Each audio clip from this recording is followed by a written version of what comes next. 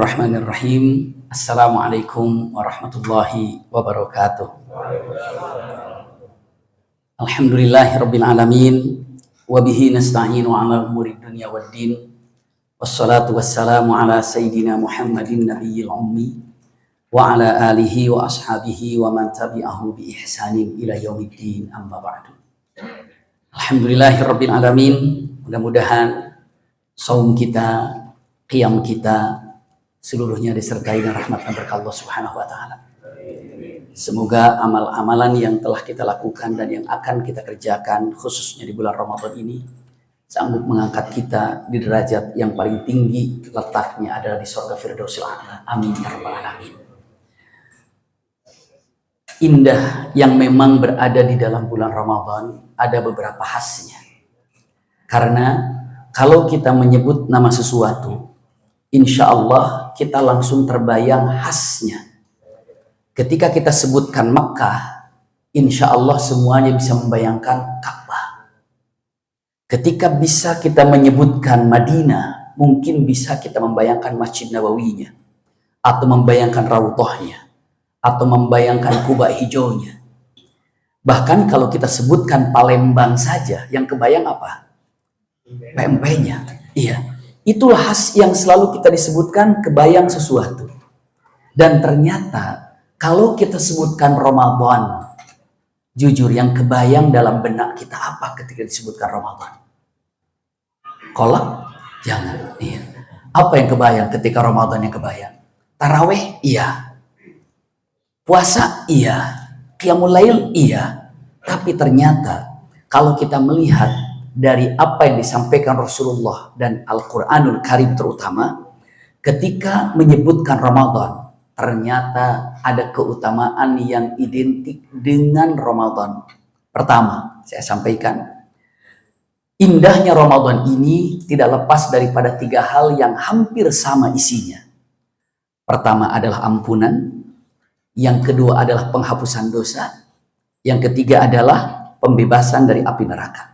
Itu khasnya Ramadan. Pertama, bayangkan, maka kalau di bulan Ramadan tidak mendapatkan 3 hal ini, itu sepertinya kita makan garam tapi tidak terasa asin.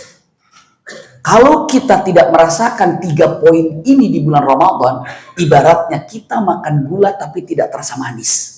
Rugi. Iya. Maka untuk diungkapkan apa indahnya, simpan baik-baik. Bukankah Rasulullah menyatakan man shoma Ramadhana imanan wa ihtisaban ghufira lahu ma taqaddama min dhanbi? Rasulullah mengatakan siapa yang melaksanakan shaum Ramadan dengan keimanan dan keikhlasan, pastikan diampuni dosanya. Kita belum minta ampun kepada Allah, baru shaum saja, asal dengan iman dan ikhlas Allah ampuni dosanya. Itu luar biasa. Bahkan ada lagi, Rasulullah menyatakan man qama Ramadhana imanan wa ihtisaban, dan siapa yang melaksanakan salat tarawih di bulan Ramadan, syaratnya imanan wa ihtisaban, penuh dengan keimanan dan keikhlasan, ghufira lahu ma taqaddama min dhanbi, pun sama dosanya terampuni.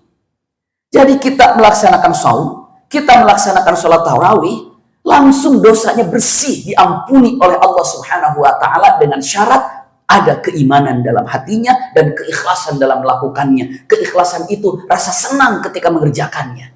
Paling gampang ketika mengatakan ikhlas itu ya bagaimana mau ikhlas kalau tidak senang. Kalau sudah ada cinta, sudah ada ikhlas, atau sudah ada cinta dan senang, ikhlas itu muncul. Jadi kalau mengatakan gimana caranya ya ikhlas dalam masalah sholat, bagaimana ya biar ikhlas dalam beramal, ada rasa senang di situ, ada rasa cinta di situ. Makanya kalau ada rasa senang melaksanakan ibadah shaum, rasa senang melaksanakan sholat tarawih, lalu ada iman pasti di dalamnya, maka dijamin ghufira lahu ma taqaddama min dhanbi, diampuni dosanya. 1, khasnya Ramadan tentang pengampunan. Yang keduanya, itu ada di dalam bulan Ramadan. Siti Aisyah bertanya, ya Rasulullah, andai aku masuk di 10 akhir Ramadan sekarang kita ini, atau andai aku masuk ini adalah Lailatul Qadar, doa apa yang terbaik yang harus saya ucapkan? Yang terbaik, ini Siti Aisyah bertanya. Hakikatnya pertanyaan ini untuk kita tahu jawabannya. Ya Rasulullah, andai masuk di akhir bulan Ramadan ini, doa yang terbaik itu apa? Rasulullah menjawab dengan mengatakan, doa yang terbaiknya adalah katakan, Allahumma innaka afuwun tuhibbul afwa fa'fu anni. Ada lagi, Allahumma innaka afuwun karimun tuhibbul afwa fa'fu anni. Silakan. Kalau ayahanda bunda bertanya, apa bedanya fa'fu anni sama fa'fu anna? Kalau fa'fu anni untukku, fa'fu anna untuk kami. Fa'fu anni maka maafkan aku. Fa'fu anna maka maafkan kami. Maka kalau ada yang namanya mimpin tarawih atau bilalnya atau muadzinnya mengatakan Allahumma innaka afuwun karimun tuhibbul afwa fa'fu anna, karena untuk kami semuanya. Nah sekarang afu. Apa bedanya afu dengan maghfirah tadi? Maghfirah ampunan.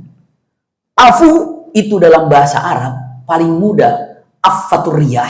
Kalau dalam bahasanya affatur riyah, contohnya gini.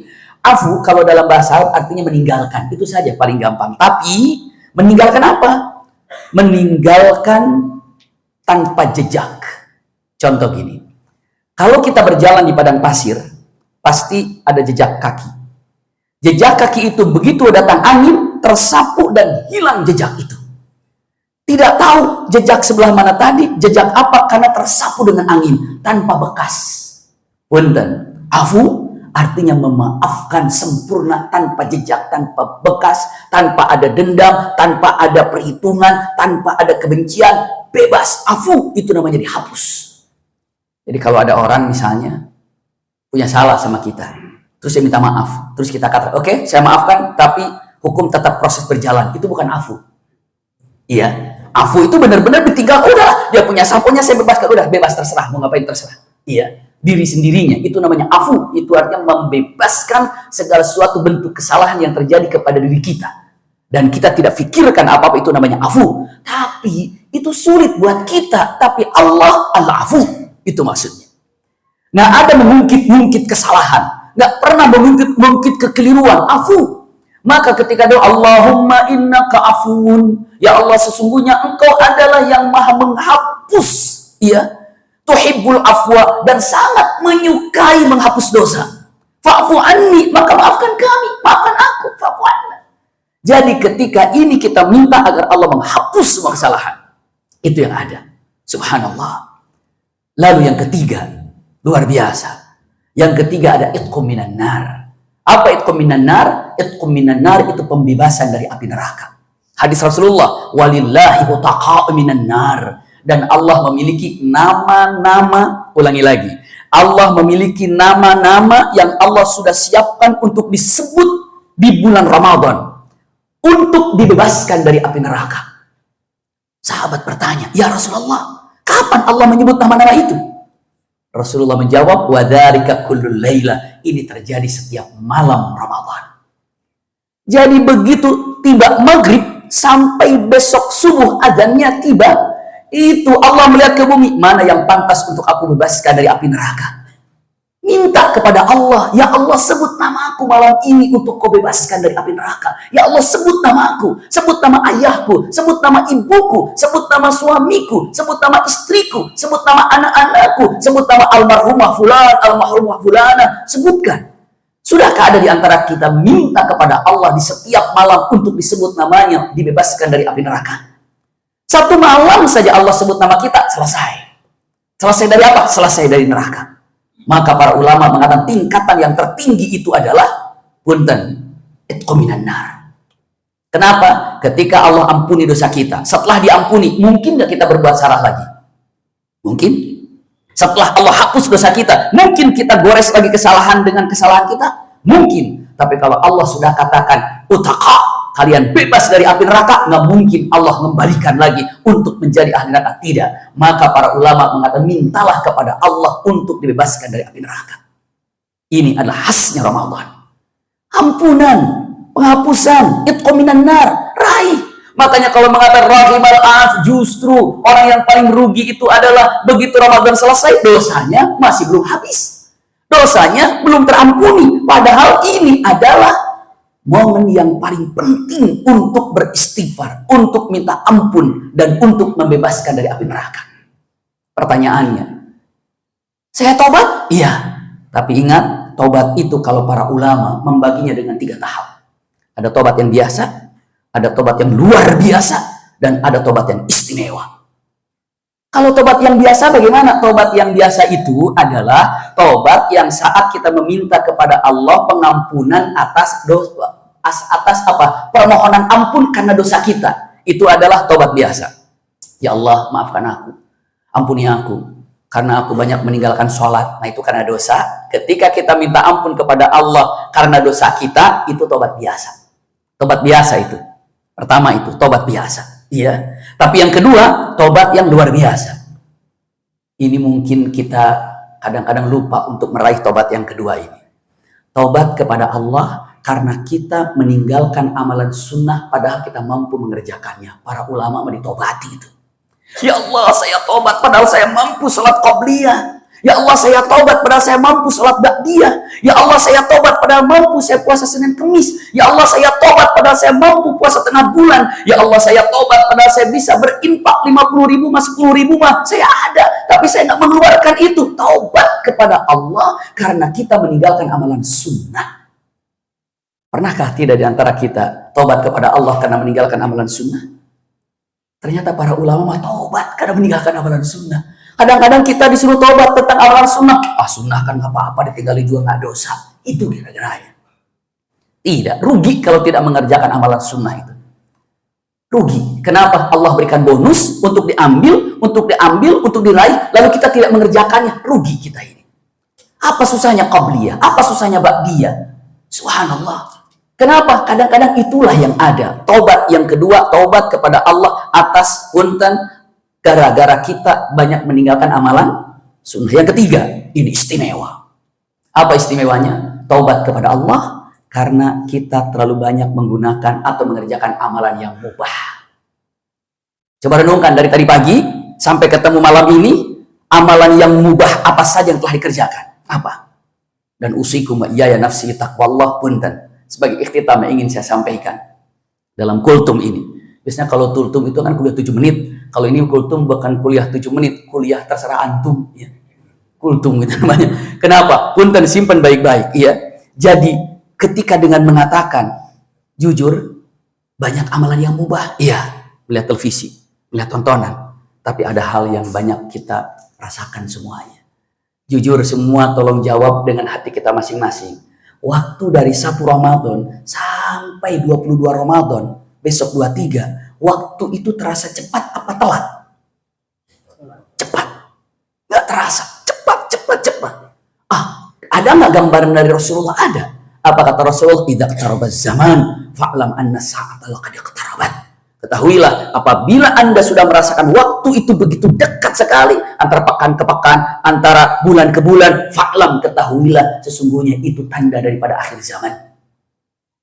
Memangnya hilang waktunya? Tidak, tetap 24 jam.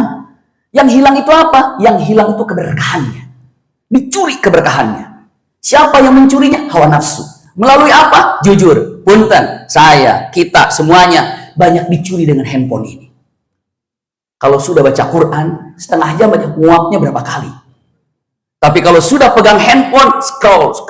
Nggak salah sih, nggak dosa. Tapi apa? Mubahnya itu loh.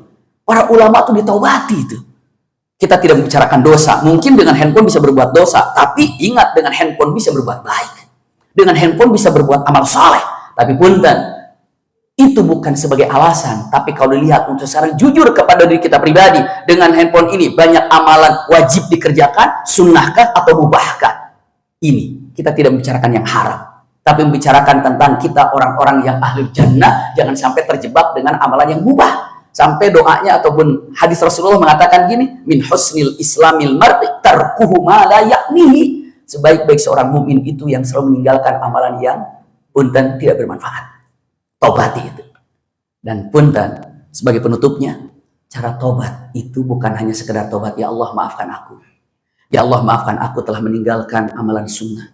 Ya Allah maafkan aku telah punten mengerjakan amalan yang mubah. Tapi tempelkan satu lagi tobatnya. Apa? Ya Allah maafkan aku. Aku baru tahu masalah ini. Karena kelalaianku untuk mencari ilmu. Tobati kelalaian kita dalam mencari ilmu. Karena para ulama mengatakan Punten, ketelatan ataupun punten menunda-nunda untuk mencari ilmu itu bagian daripada kesalahan. Sama menunda-nunda taubat itu bagian daripada dosa yang lain. Maka alangkah baiknya bukan hanya sekedar taubat terhadap dosa, bukan hanya sekedar taubat meninggalkan sunnah, bukan hanya sekedar taubat mengerjakan amal banyak yang mubah, tapi taubati, ya Allah saya maaf karena keteledoran saya sehingga ilmu saja saya jarang untuk mencarinya. Maka taubat dengan mengatakan kata-kata indah yang luar biasa. Al-Quran pun mengatakan bagaimana? Ya ayyuhalladzina amanu tubu ilallahi taubatan nasuha, taubat yang sesungguh-sungguhnya. Jadi bulan Ramadan khasnya ini adalah ampunan dosa, khasnya adalah penghapusan dosa, khasnya adalah pembebasan dari api neraka. Mudah-mudahan kita semuanya mendapatkan keindahan Lailatul Qadar, karena mustahil Lailatul Qadar akan didapatkan kecuali kita telah mendapatkan 3 poin yang barusan disampaikan. Wallahu a'lam bishawab. Jazakumullah khair ala husni istima'ikum. Lakum minni al-hubbu wad du'a. Wassalamualaikum warahmatullahi wabarakatuh.